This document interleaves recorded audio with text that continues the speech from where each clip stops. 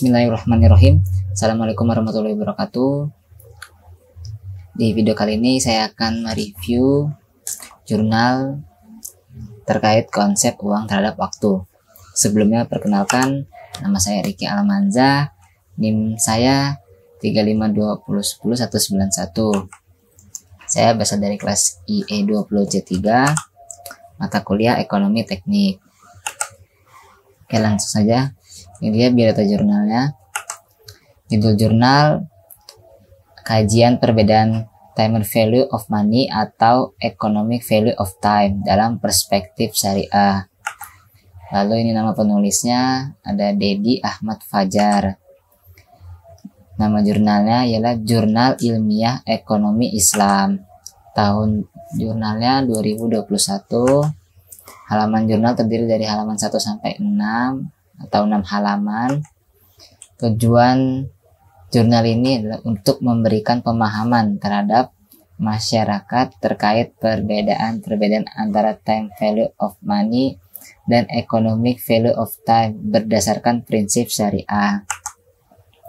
Subjek penelitian ada para ekonom dan beberapa tokoh Islam.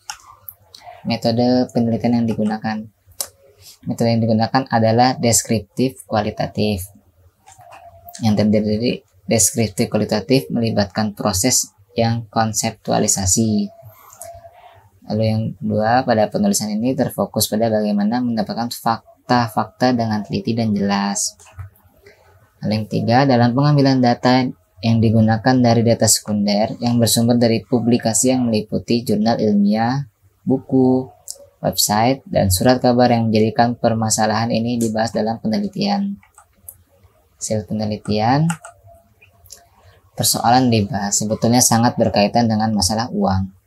Al-Quran juga mengharamkan bunga uang yang selalu dianggap riba.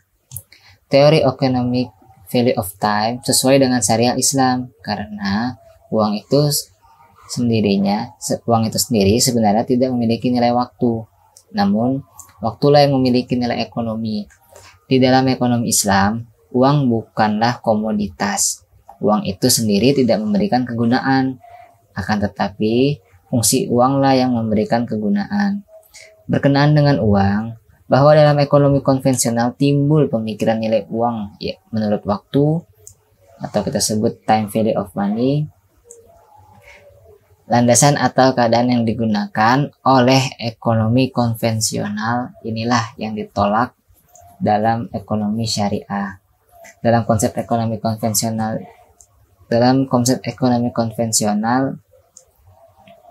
dikenal dengan nilai waktu uang yang menyebutkan bahwa nilai uang sekarang mempunyai nilai lebih dibandingkan dengan di masa yang akan datang.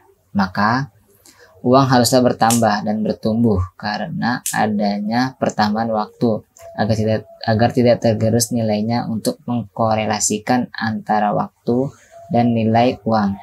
Hal tersebut tidak terlepas dari implementasi dari sistem bunga atau interest atau riba. Islam memperbolehkan penetapan harga tangguh bayar lebih tinggi daripada harga tunai. Zaid bin Ali Zainal Abidin bin Husain bin Ali bin Abi Thalib, cicit Rasulullah Shallallahu Alaihi Wasallam, adalah orang yang pertama kali menjelaskan diperbolehkannya penetapan harga tangguh yang lebih tinggi.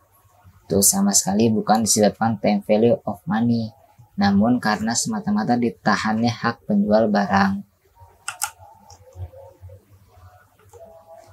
Dia perbedaan time value of money dan economic value of time. Pembedaannya terdiri dari 4, ada konsep, perhitungan, tujuan penggunaan, dan kesesuaian syariah. Jika dilihat dari konsep, time value of money, uang memiliki nilai waktu, sedangkan di economic value of time, waktu memiliki nilai ekonomi. Perhitungan, dari segi perhitungan, time value of money memiliki bunga, sedangkan economic value of time hanya memiliki rasio.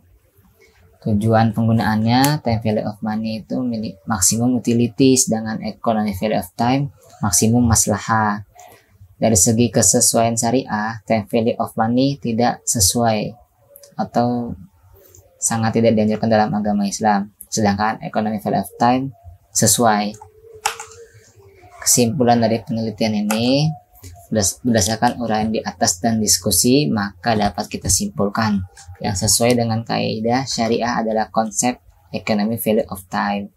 Jadi yang ini, dengan demikian perlu adanya sosialisasi maupun penyebaran literasi kepada masyarakat berkenaan dengan perbedaan time value of money dan economic value of time.